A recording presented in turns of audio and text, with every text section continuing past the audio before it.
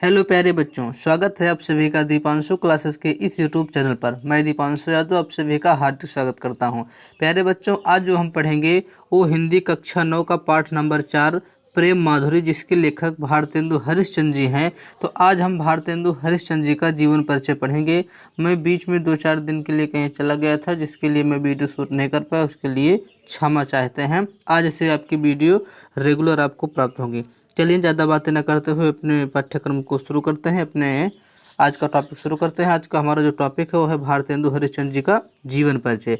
मैं आपको हर वीडियो में बताता हूँ जीवन परिचय लिखने का सही क्रम क्या होता है। पहला संक्षिप्त जीवन परिचय, दूसरा जीवन परिचय, तीसरी प्रमुख रचना। इन 3 हेडिंग के माध्यम से आपको किसी भी लेखक या रचनाकार का जीवन परिचय लिखना होता है। चलिए हम इन 3 हेडिंग के माध्यम से जीवन परिचय प्रारंभ करते हैं। आप लोग यहाँ से लिखना प्रारंभ कीजिएगा। आप लोग हेडिंग लगाइए भारतेंदु हरिश्चंद्र जी का जीवन परिचय। पहली हेडिंग आपकी होनी चाहिए संक्षिप्त जीवन परिचय की। संक्षिप्त जीवन परिचय में हम लेखक के बारे में उनका संक्षिप्त परिचय पढ़ेंगे। जैसे भारतेंदु हरिश्चंद्र जी का जन्म हुआ था 1850 ईस्वी में। अब इनका जन्म हुआ 1850 ईस्वी, और इनका जन्म कहाँ पर हुआ, इनका जन्म स्थान की बात की जाए तो वाराणसी में हुआ था, जो उत्तर प्रदेश में पड़ता है। इनके पिताजी का नाम था गोपाल चंद्र गिरधर दास। इनके पिता का नाम गोपाल चंद्र गिरधर। इनकी जो भाषा थी वो ब्रज भाषा एवं खड़ी बोली थी। इन्होंने अपनी रचनाएं ब्रज भाषा एवं खड़ी बोली में की थी।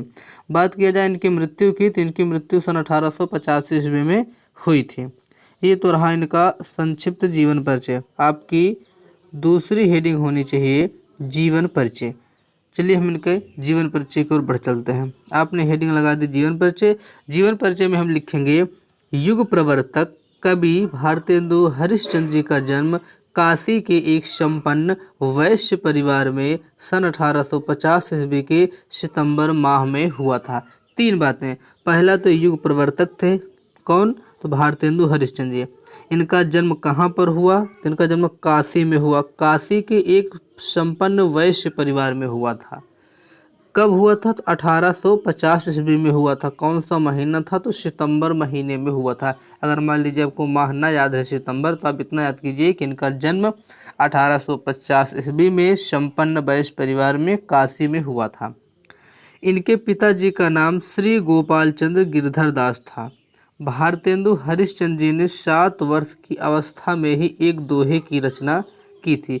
देखिए, बड़े आश्चर्य की बात है या बड़े गर्व की बात है कि भारतेंदु हरिश्चंद्र जी ने 7 वर्ष की अवस्था में एक दोहे की रचना की, जिस पर यानी जिसको सुन करके इनके पिताजी यानी कि गोपाल चंद्र गिरधर दास जी ने इनको एक महान कवि बनने का आशीर्वाद प्रदान किया, यानी आशीर्वाद दिया।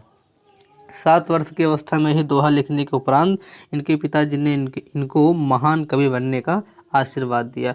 10 वर्ष की अवस्था में ही भारतेंदु हरिश्चंद्र जी कि माता पिता के सुख से वंचित हो गया, अर्थात जब इनकी उम्र 10 वर्ष तक आई तब इनके माता और पिता दोनों का निधन हो गया था। इसलिए यहाँ पर लिखा गया कि 10 वर्ष की अवस्था में ही भारतेंदु हरिश्चंद्र माता पिता के सुख से वंचित हो गए। इनकी प्रारंभिक शिक्षा घर पर हुई। यहाँ पे थोड़ा टाइपिंग मिस्टेक है, यहाँ पर होना चाहिए इनकी, यहाँ पर गलती से किनकी लिख दिया गया है, तो आप लोग इसको समझ जाएगा कि इनकी प्रारंभिक शिक्षा घर पर हुई थी। किनकी हुई थी? तो भारतेंदु हरिश्चंद्र जी की हुई थी, जहाँ पर इन्होंने हिंदी, उर्दू, बांग्ला, अंग्रेजी आदि भाषाओं का अध्ययन किया। आगे की पढ़ाई करने हेतु ये क्वींस कॉलेज चले गए। आपको याद होगा तो क्वींस कॉलेज में जयशंकर प्रसाद जी भी पढ़े थे, परंतु काव्य रचना में रुचि होने के कारण कॉलेज को छोड़ दिया। इनकी रचना काव्य रचना में थी तो इन्होंने कॉलेज को छोड़ दिया। 13 वर्ष की उम्र में मन्नो देवी के साथ इनका विवाह हो गया, यानी 13 वर्ष की उम्र में ही इन्होंने मन्नो देवी के साथ विवाह कर लिया। इनकी पत्नी का नाम याद रखिएगा, मन्नो देवी। तो इस प्रकार से इनका जीवन परिचय लिख रहे हैं। आगे भी चलिए देखते हैं। तो इस प्रकार से इन्होंने काव्य सृजन करने हेतु काफ़ी उत्कृष्ट कार्य किया। भारतेंदु जी बहुत ही उदार एवं दानी व्यक्ति थे। उदारता के कारण ही उनकी आर्थिक स्थिति दयनीय हो गई और ये ऋणग्रस्त हो गए। देखिए, यहाँ पर एक संदेशा दिया जा रहा है कि ज़्यादा दानी ना बने, क्योंकि अधिक दान देने के कारण, अत्यधिक दानी व्यक्ति होने के कारण भारतेंदु हरिश्चंद्र जी स्वयं ही ऋणग्रस्त हो गए। तो और ऋणग्रस्ता के समय में उन्हें को क्षय रोग हो गया। क्षय रोग हम कहते हैं टीबी को, टीबी रोग को क्षय रोग कहते हैं। और यही रोग जयशंकर प्रसाद को भी हुआ था। तो ये ऋणग्रस्ता यानी ऋण के ग्रसित होने से, ऋण से ग्रसित होने से इनको क्षय रोग हो गया, जिससे मुक्ति पाने के लिए इन्होंने अनेक संभव प्रयास किया परंतु सफल ना रहे। इन्होंने बहुत सारे उपाय किए परंतु टीबी से बचने में संभव ना रहे। और अंततो गत्वा अर्थात अंत में सन 1885 ईस्वी में इनकी मृत्यु हो गई, यानी इसी रोग के कारण इनका देहावसान हो गया। तो इनका जीवन काल मात्र 35 वर्षों का रहा, यानी 35 वर्षों की अल्पायु में ही भारतेंदु जी ने इतनी उपलब्धियां प्राप्त कर ली थी। कदाचित अगर इनकी उम्र 35 की जगह 70 वर्ष होती तो हिंदी साहित्य को और क्या प्रदान कर चुके होते, परंतु क्या करें, विधाता को यही मंजूर था। इनकी उम्र मात्र 35 वर्ष रही जब इनका देहावसान हुआ। इतनी कम उम्र में ही भारतेंदु जी ने इतनी उपलब्धियां प्राप्त की। हिंदी साहित्य सदैव भारतेंदु जी के ऊपर गौरव की अनुभूति करेगा, यानी हिंदी साहित्य सदैव गौरवान्वित रहेगा भारतेंदु हरिश्चंद्र जी के ऊपर। तो इस प्रकार से इनका जीवन परिचय हो गया। अब चलिए हम इनकी प्रमुख रचना के ऊपर चलते हैं। बात की जाए इनकी प्रमुख रचना की, तो इन्होंने काव्य में पंक्तियाँ लिखी, मतलब काव्यकृत रचनाएँ की हैं, जो है प्रेम माधुरी, प्रेम तरंग, प्रेम सरोवर, विजय वल्लरी, विजय पताका, यह इनकी काव्य कृतियाँ हैं। बात किया जाए नाटक की, इनका एक नाटक है सत्य हरिश्चंद्र, श्री चंद्रावली, श्री नहीं लगाया है, याद कीजिए, चंद्रावली, भारत दुर्दशा, नील देवी, अंधेर नगरी।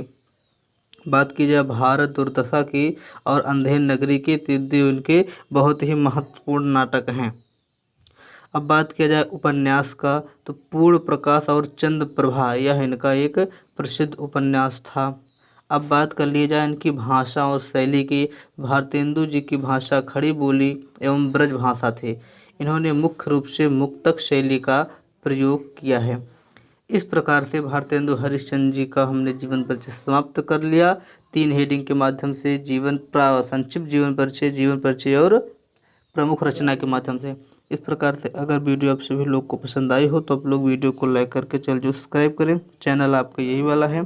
इसकी PDF प्राप्त करने के लिए टेलीग्राम चैनल को ज़रूर ज्वाइन करें। टेलीग्राम में जा कर के सर्च कर सकते हैं दीपांशु क्लासेस और वहां से ज्वाइन हो सकते हैं। अगर मान लीजिए आप वहां पर नहीं जा सकते हैं तो आप टेलीग्राम चैनल के लिंक डिस्क्रिप्शन के प्रथम बॉक्स में है, आप वहां पर जा कर के टेलीग्राम चैनल ज्वाइन कर सकते हैं। बहुत बहुत धन्यवाद, आप सभी का बहुत बहुत आभार। इसी प्रकार की वीडियो आप सभी लोग देखने के लिए चैनल को ज़रूर सब्सक्राइब कर लीजिएगा। तो चलिए चलते चलते आप सभी को लड्डू गोपाल जो है उसको बना कर देते हैं, ठीक है। फिर से बनाइए बाबूजी, फिर से ये रहा, बन गया। चलो ऐसे ही काम चला लीजिए, फिर मिलेंगे नेक्स्ट वीडियो में। तब तक के लिए बहुत बहुत धन्यवाद, बहुत बहुत आभार। प्लेलिस्ट में जा कर के सभी वीडियो ज़रूर देखें। धन्यवाद।